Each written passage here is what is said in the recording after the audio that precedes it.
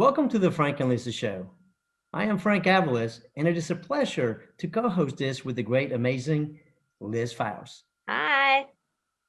So today we have an exciting guest. We're going to be talking about Veraflo. Actually, this is a topic that's near and dear to your heart, Liz. Oh my gosh, I can't even tell you how excited I am to talk about this because I do this almost daily anyway. But I'm so excited because one of my favorite clinicians, who happens to be a plastic surgeon who hails from London, UK, is joining us.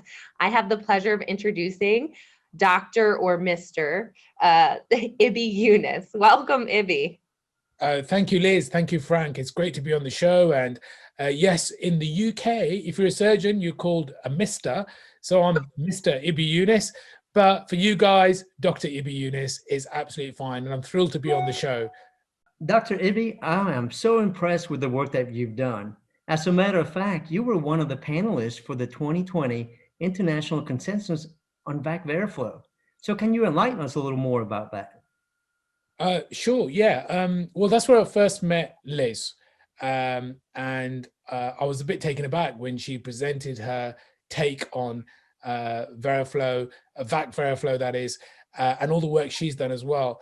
And it was a great opportunity to meet other expert users from around the world, real hotshots in wound care, whether they're plastic surgeons or from a nursing background, or whether they're podiatrists.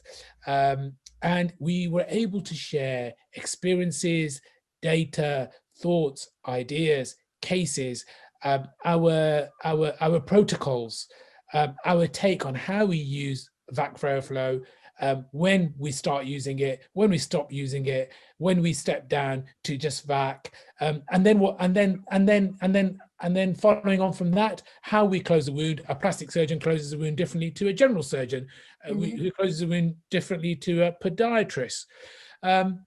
So it was an amazing couple of days where all these thoughts and ideas came through, and we put them all on paper. And when we put them all on paper, we came out with these guidelines. And what's interesting about these guidelines is that they really are a genuine update from the guidelines from several years ago, because so much has changed with Veraflo, the way we're using it. We were all innovators in our own right.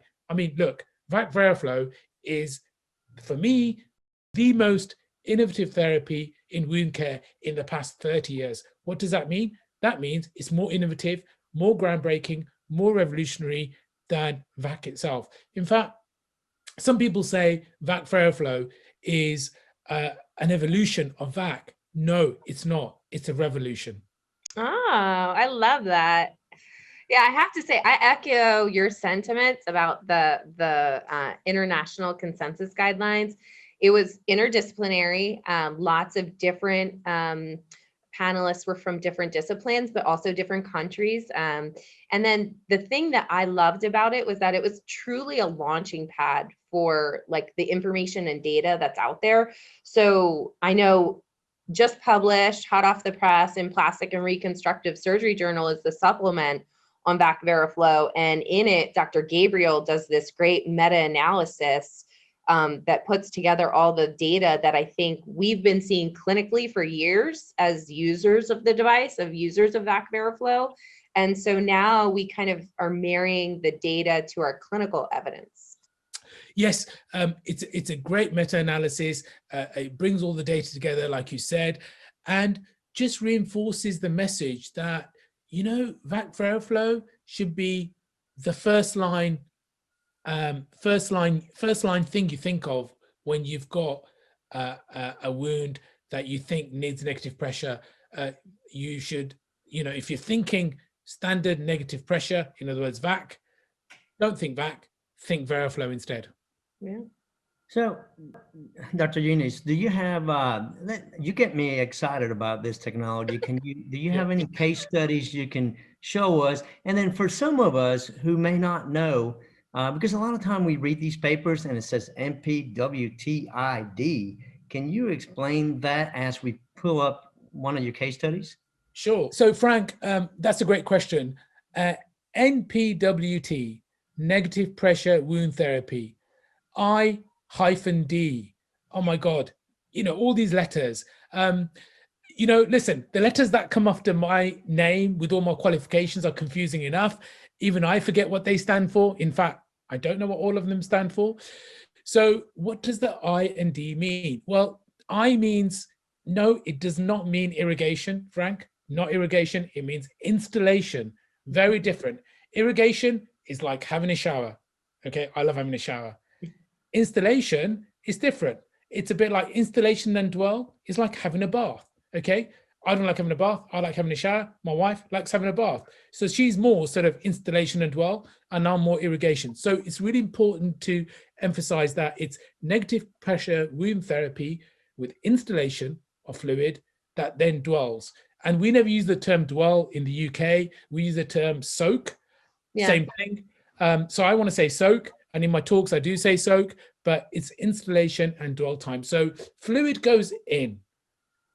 It sits there for 10 minutes. That's dwelling, soaking, in other words, if you want to be proper, if you want to use proper English. And then it's sucked out with negative pressure. And so it's essentially not continuous, but intermittent negative pressure. Yeah. And that's the terminology. That's the terminology explained. Yeah, I compare it to like soaking your dishes before you wash them. Like if there's really stuck on junk, like you soak your dishes and then you're cleaning your dishes much easier. Liz, I've got no idea what you're talking about. We've got a dishwasher. How rude. How rude. Okay, well, let's hear about this case. Oh, yes, about the case. So this is osteomyelitis. So osteomyelitis means bone infection. Can you win with bone infection? Very, very difficult. When do you know you've won with bone infection?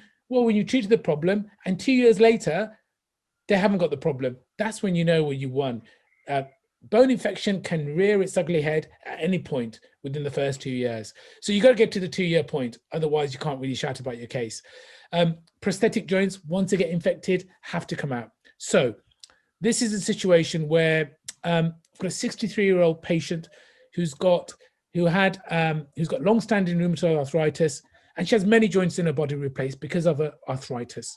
Now, she had a left elbow joint inserted for the second or third time. It became infected, and then it was removed. And then they left her without an elbow joint and an open elbow. You're looking directly into the joint. And they said, here you go, Mr. Younis, not Dr. Younis, but Mr. Younis, over to you. And I'm like, what do I do with this? She's got a useless elbow and she's got an open wound. And, I'm in London. I'm a university hospital. Should you be seeing something like that at a university hospital? Not really.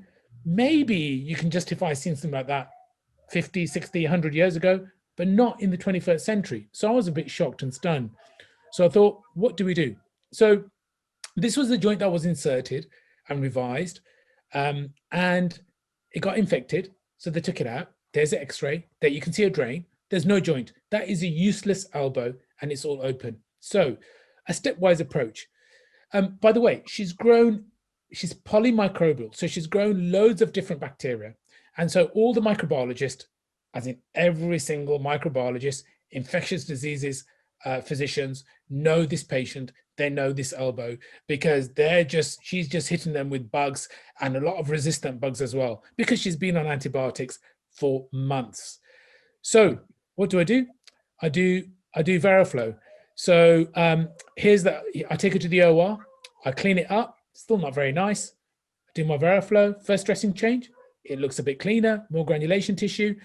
I debride. Every time I take it to the OR, I debride. I use the hydrocolloid now to get a good seal, and it's looking cleaner and better. And then at some point, you've got to close the wound. Now, at the point when I close the wound, my rule is you've got to have negative microbiology. There's got to be the tissue samples that you take after every dressing change, after every debridement in the OR. You send to the microbiology lab. Before you close, you've got to be negative. Well, I never got to negative microbiology, but I did get from heavy growth of multiple bacteria to scanty growth of a couple of bacteria. So I thought, you know what? I just can't keep this elbow open. I've got to close her at some point and take my chance. And remember, it's a high-risk incision. Let the antibiotics that she's having, let them do the rest of it. Hey, So, Ibby, yeah. what solution did you choose for this? Yeah, good question. For the first 3 days, I used Prontazan, an antiseptic. Uh-huh. The reason I just felt I needed to use an antiseptic, you got to be careful with antiseptics because they can be a bit cytotoxic, but Yeah. she was so full of infection and bacteria. Yeah. Prontazan has got betaine in it. I think you guys use it in the States. Is that right, Liz? Mhm. Yeah. What's your go-to antiseptic, by the way? I use Vash. Vash. Okay, fine. So, and then when I closed a wound, of course, a high-risk wound, so I've used my Prevena, incisional negative pressure. That's a week later, still a bit worried. So I did another second week of negative pressure. And that's it. And it looks okay then, doesn't it? Liz, what do you think of that wound right now? What's worrying you about that wound? The edema. And Frank, as a lymphedema therapist, what do you think of it? Yes. As far as, let me move my screen.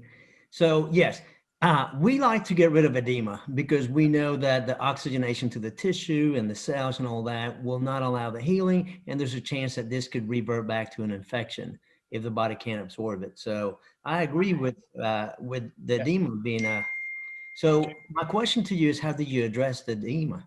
Well, thank you for being so honest. I was worried. It's red and swollen, like you said. So I'm thinking, you know what? It's one of my earlier cases. I've given her my best shot, but I haven't really won. Remember, she's on antibiotics and we've gone from heavy growth to standard growth and everything settles down with time. And the edema's gone, the redness gone, and the scar looks, what do you think? Both of you, what do you think the scar look? Does it look like a wound closed by a plastic surgeon or an orthopedic surgeon? Plastics. Yeah, that's a Mr. job. Yeah, I love it. So I do have a question, and usually, being a lymphedema therapist, I would have been all over that because of I can help reduce some of that swelling faster. Yeah. But nowadays, all the parameter choices that we have will stifle a lot of clinicians. So what kind of parameters did you use on this patient? Yeah, with the Veraflo, you mean?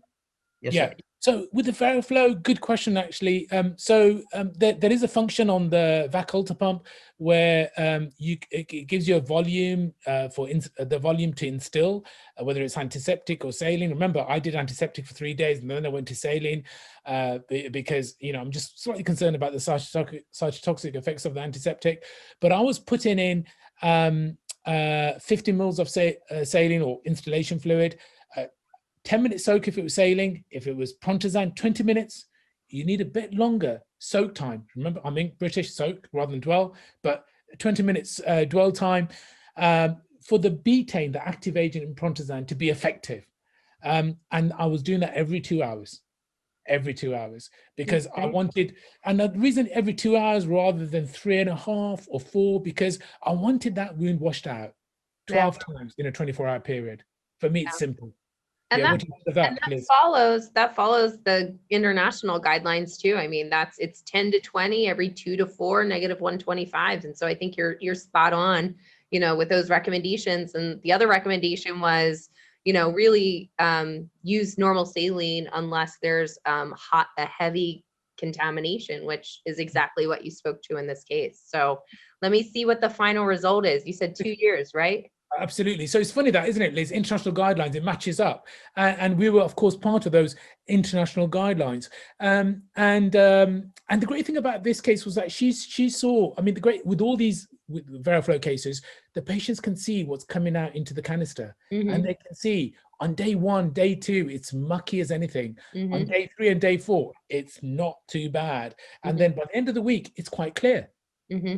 And they love to see that, how everything, that environment of that wound is getting cleaner as every day progresses. So now, I don't know, you can see that a very well healed scar. This is sort of at the 6-month point, both of you. Okay. And if you look carefully, you can see my scar. Is it beautiful? Yeah. Yeah. Fine, thank you. Now, if you look carefully, you can probably see in the middle and at the bottom, at the top, 3 little stab incisions, 3 little 5 millimeters, look a bit fresher, a bit newer. Now, she came to clinic. That wasn't me. And I went mad. I just said, hang on a minute, who made these incisions? And she said, the orthopedic surgeon that I did the case with. So I get on the phone, I call the orthopedic surgeon. I'm about to give him a piece of my mind. He goes, Ibby, stop, just stop. I just want to let you know. I just want to let you know about something. He said he went in without my permission. You know, I spent a good six weeks of my life trying to get this wound healed and closed. Remember, it's a useless elbow at the moment. We've got the wound healed, but there's no joint. He said he went in and took 3 bone biopsies. And guess what? Remember, she was polymicrobial. Remember, she was heavy growth, but we got to scanty growth, but we never got to negative microbiology. Do you think the bone samples, when they went to the lab, do you think they grew anything? Did they? They grew nothing. Nice. Nada, nothing, 0, nothing. So, and then I forgave him. I said, all is forgiven. All is forgiven. I said, your stab incisions, the way you closed them, leaves a lot to be desired. But, you know, it's amazing, fantastic, exciting news, unbelievable news that the bone biopsies are negative. And because they're negative, and she's now 6 months with a healed wound, she goes to the north of England, beyond the Midlands, and she goes and sees the elbow revision czar, the elbow revision specialist. And he went in and put in a new joint at 9 months after I closed the wound. And there's the joint. And there's the joint in another view. And then the proof in the pudding is there's the wound afterwards, all healed. And this is her. Oh, how awesome. A few weeks Wow. after that. Okay, full range of movement, flexion, extension, pronation, supination, fantastic range of movement. Wow. She is now 3 years post insertion of new joint, absolutely zero signs of infection. Wow. That's great. Impressive. I have 2 comments for you. Number one, now that I feel that I can confide and talk to you honestly, that incision was a little crooked, but it's okay. I'm impressed. Number 2, what you did is phenomenal, but Yeah. I want to highlight something that you mentioned that a lot of people forget. You Yeah. took her back to the OR and you cleaned that wound up instead of Yeah. just putting that product, the Veraflo, on there, hoping that it will do your job. So congrats. I love it. Yeah, Frank, thank you. Frank, it's all about the debridement is as important as applying the therapy.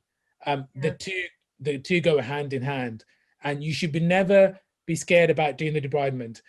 We use the term aggressive debridement. We shouldn't be using the word aggressive before debridement. A debridement is debridement. What do you think, Liz?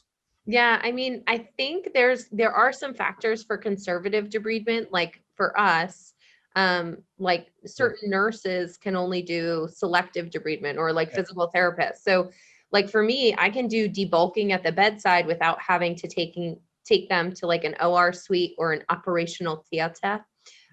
So was that good? Did I do that good? So it's one of those things where, like, you know, now, especially with Cleanse Choice, we have that option. So, and particularly like the meta-analysis says, like, using VAC Veraflo can decrease your OR visits. And so, you know, maybe that initial one is really important, but then you have to continue that wound cleansing and improvement of granulation tissue that VAC Veraflo provides. Mm-hmm. Yeah. Now, I do want to say for everybody that's watching this, very impressive. If you have time, go back and look at the consensus statement, because 13 individuals created a phenomenal pamphlet for people to read. Well, this has been awesome information for all of us. I love your case studies. I always love listening to you talk. You have such a passion for wound care. So thank you so much, Dr. Mr. Ibby Younis, for joining us today all the way from the UK. We greatly appreciate your time. Yes, thank you, Dr. Younis. And I want to let everybody know to please go to the APWCA website. If you join and you say that you heard us on Frank and Lizzie, you'll be entered for a gift card. Now, follow us on Facebook, as we will do premieres of upcoming episodes. Liz, Thank you so much. Hope to see you soon. And Dr. Younis, adios. Bye-bye from Thank London. you guys so much.